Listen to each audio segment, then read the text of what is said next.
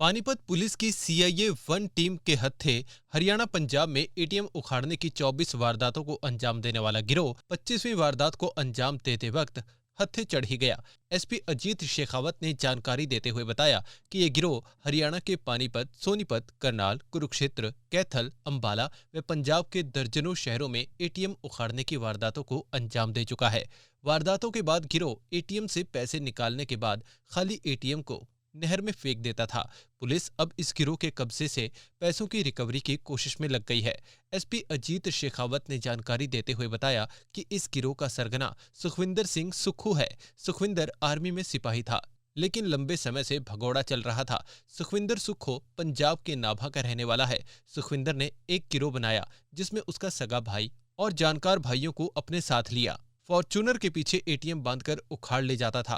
Panipat police ने बदमाशों की निशानदेही पर करनाल मुनक नहर से कई बैंकों के एटीएम बरामद कर लिए। अजीत शेखावत ने बताया कि एटीएम उखाड़ने के बाद गिरोह के सदस्य सुनसान जगह पर पैसा निकाल लेते थे और उसके बाद खाली एटीएम को नहर में फेंक देते थे। एसपी ने जानकारी देते हुए बताया कि गिरोह के कब्जे से 70 कारतूस, एक रिवॉल्वर, 2 अवैध कट्टे, एक दोनाली, तलवार व लोहे की रॉड बरामद की है। एसपी पानीपत ने बताया कि वारदात को अंजाम देने के बाद गिरोह पुलिस से मुठभेड़ करने के लिए भी तैयार रहता था, इसीलिए हर वक्त गाड़ी में भारी मात्रा में हथियार रहते थे। 30 मई 2023 को हमारे पास एक सूचना आई थी कि किशनपुरा चौकी के एरिया से गोहाना रोड से एक यस बैंक का एटीएम है वो उखाड़ लिया गया था। इसके बारे में सूचना मिली थी हमें, हमारी टीम मौके पे गई।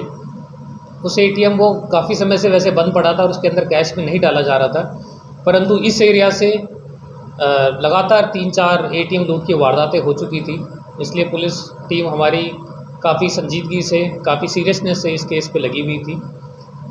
हमारे पास इस केस में कोई सुराग नहीं था, केवल एक सीसीटीवी फुटेज हमारे पास सामने आया था जिसमें एक ग्रे कलर की फॉर्च्यूनर वो संदिग्ध इसमें दिखाई दी थी। उस फॉर्च्यूनर के अलावा हमारे पास और कोई इसके बारे में सुराग नहीं था।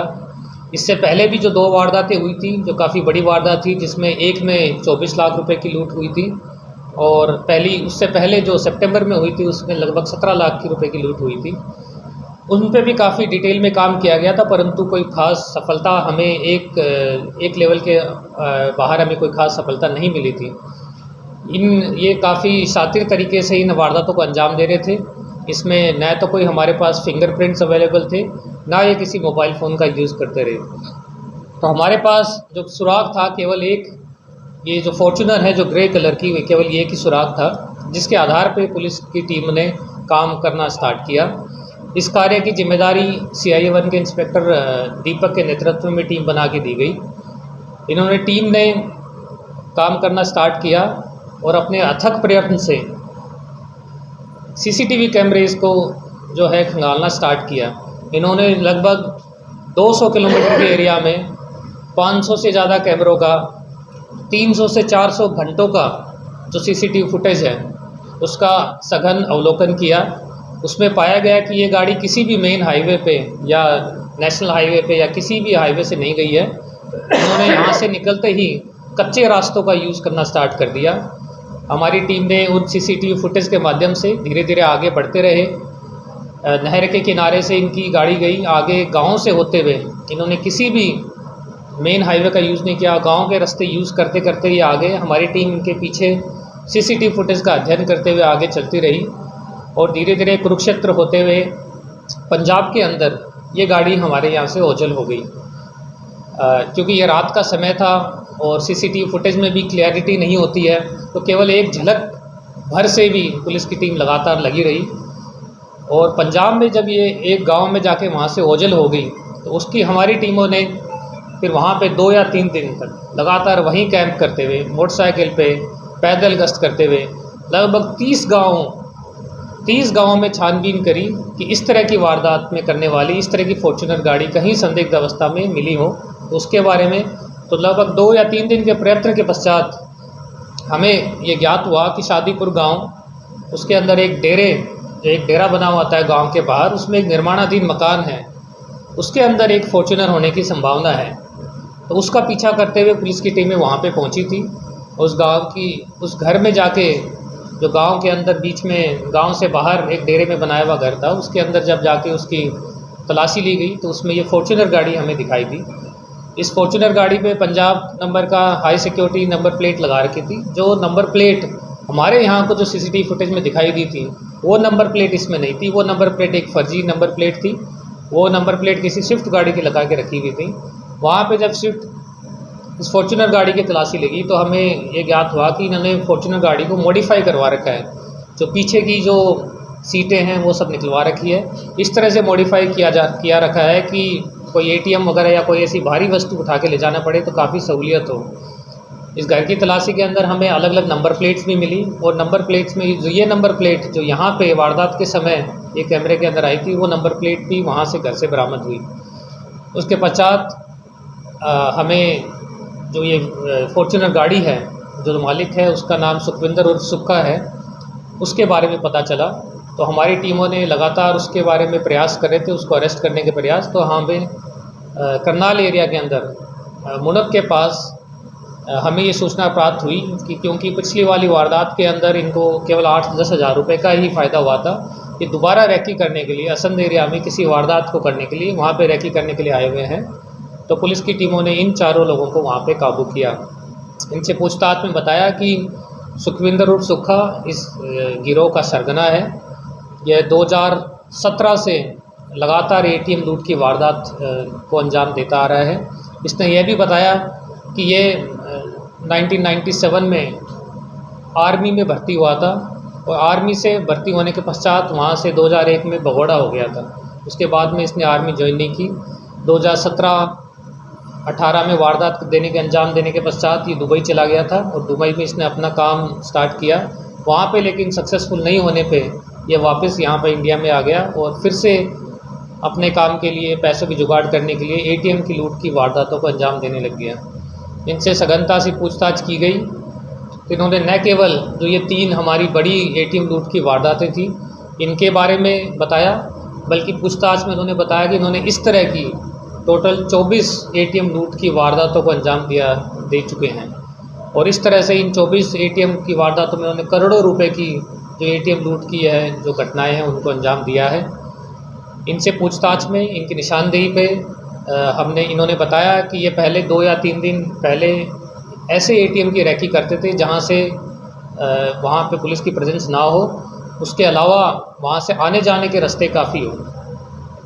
ये अपने साथ भारी मात्रा में हथियार और कारतूस भी रखते थे कि यदि किसी पुलिस की तरफ से मुठभेड़ हो या फिर किसी कोई इनके कार्य में अवरोध करे तो उनसे अभी मुकाबला किया जा चुके। इन्होंने इसी तरह उरलाना में 2020 में एटीएम लूट की वारदात कर रहे थे। वहाँ पे गांव वालों ने पुलिस को अलर्ट किया, पुलिस की टीम वहाँ पे पहुँची भी थी। वहाँ पे भी इन्होंने फायरिंग की थी और वहाँ से फायरिंग करते हुए वहाँ से भाग के चले गए थे। इसी तरह से सालवन में करनाल में भी इन्होंने एटीएम उखाड़ रहे थे। वहाँ पे इनसे भी जो हथियार है वो इनका हथियार वहीं पे भी पीछे रह गया था जो कि मौके पर ही बरामद हुआ था। इस गिरोह में अभी तक हमारे को 4 लोगों को गिरफ्तार किया जा चुका है। इसमें एक सुखविंदर है, इसका खुद का भाई भूपेंद्र वो भी इस वारदात में साथ रहता था। इसके अलावा देवेंद्र और गुरमीत जो नाभा पटियाला के रहने वाले हैं वो भी इनके साथ वारदातों को अंजाम दे रहे थे। इन्होंने अपनी पूछताछ में बताया कि 24 घटनाओं में से 6 एटीएम लूट की घटनाएं इन्होंने पानीपत क्षेत्र में, 5 इन्होंने करनाल क्षेत्र में, उसके अलावा 3 कैथल में, 1 सोनीपत, 1 अम्बाला और 1 कुरुक्षेत्र। इन ज़िलों में इन्होंने लगातार पिछले 6 साल में इन वारदातों को अंजाम दिया है। इसके अलावा पंजाब के भी अलग अलग ज़िलों में, जिसमें लुधियाना है, संगरूर है, मलेरकोटला, अलग अलग जगहों पे इन्होंने वहाँ की भी 7 वारदातों को देने को स्वीकार किया है। इस तरह से टोटल इन्होंने 24 वारदातों का करोड़ों रुपए की लूट का इन्होंने खुलासा किया है। इनसे हमें भारी मात्रा में हथियार भी मिले हैं। एक लाइसेंसी हथियार जो डोगा है वो मिला है, उसके अलावा एक रिवॉल्वर और 2 देसी कट्टे, तो साथ में लगभग 79 से 80 जो कारतूस है वो भी इनसे हमें बरामद हुए हैं। इन्होंने ये भी बताया कि एटीएम उखाड़ने के पश्चात ये मुड़क के पास जाके एक सुनसान इलाके में वहाँ पे एटीएम को काट के या तोड़ के उनसे पैसे निकाल के उनको नहर में ही जो एटीएम मशीन है उनको डाल देते थे। इनकी निशानदेही पे 4 से 5 एटीएम की मशीनों के जो अवशेष है, टुकड़े हैं, वो नहर में गोताखोरों की मदद से हमने बरामद किए हैं।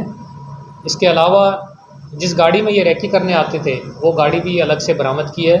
फॉर्च्यूनर गाड़ी इसने सेकंड हैंड करनाल से ही किसी से ख़रीदी थी। इनने पूछताछ में ये भी बताया कि ये लगभग वारदातें हाईवे के आसपास और ऐसी जगहों पर ये अंजाम देते थे क्योंकि वहाँ से भागना आसान होता है, और ये यहाँ हाईवे से निकल के कच्चे रास्ते पकड़ के ऐसे रास्ते चूज़ करते थे जहाँ पे किसी तरह का सुराग ना लगे और रात्रि के समय किसी तरह का मूवमेंट ना हो, ना किसी तरह के कैमरे हों। परंतु टीम की अथक प्रयत्न से इन्होंने इतनी लगभग 300 से 400 घंटे का जो फुटेज का अवलोकन किया, तो धीरे धीरे आगे बढ़ते हुए इन्होंने एक गांव के अंदर इस वारदात का अंजाम देने वालों को खोज निकाला। ये आज तक इन वारदातों में किसी भी वारदात में अभी तक गिरफ्तार नहीं हुए थे। इन्होंने ये जो 24 वारदातों का खुलासा किया है, किसी भी वारदात में ये अभी तक गिरफ्तार नहीं हुए थे, और इनसे आगे पूछताछ जारी है ताकि इनसे और किसी वारदातों के बारे में भी पूछताछ की जा सके। सर कितने ये लोग थे इस स्थिति में, जो अभी जो फिलहाल 4 पकड़े गए, बाकी इसमें कितने लोग शामिल हैं? अभी जो हमारी वारदात जो पानीपत में जो 3 वारदातें हुई है, जो अभी रिसेंटली हुई है फरवरी और सितंबर में, इनमें ये चारों व्यक्ति ही शामिल थे। इन चारों व्यक्तियों को गिरफ्तार किया जा चुका है। इसके अलावा ये 6 साल से लगातार वारदातें करते जा रहे थे। उसमें इनके गिरोह में और भी लोग बीच में जुड़े थे। उनमें कुछ 2 व्यक्तियों के बारे में तो सूचना आई है कि वो डोंकी के माध्यम से विदेश जा चुके हैं। उसके अलावा कुछ व्यक्ति हैं जो हमारी नज़र में हैं, उनको भी गिरफ्तार करने का प्रयास किया जा रहा है। परंतु इसका जो गिरोह का जो सरगना था, ये सुखविंदर उर्फ सुक्खा, ये इस गिरोह का सरगना था, उसको हमने गिरफ्तार किया। इनका कोई क्रिमिनल बैकग्राउंड इन 24 वारदातों के अलावा कोई ऐसा क्रिमिनल बैकग्राउंड नहीं है। सुखविंदर सुक्खा पे एक NDPS एक्ट का एक मुकदमा जरूर दर्ज है, लेकिन जो ATM लूट की वारदातों में इनमें आज तक ये पकड़े नहीं गए हैं। ATM लूट की जो इस तरह की वारदातें हैं, मीडिया में जो खबरें आई उसमें 3 या 4 मिनट में फाड़ की गई, इस तरह की बातें आती थी।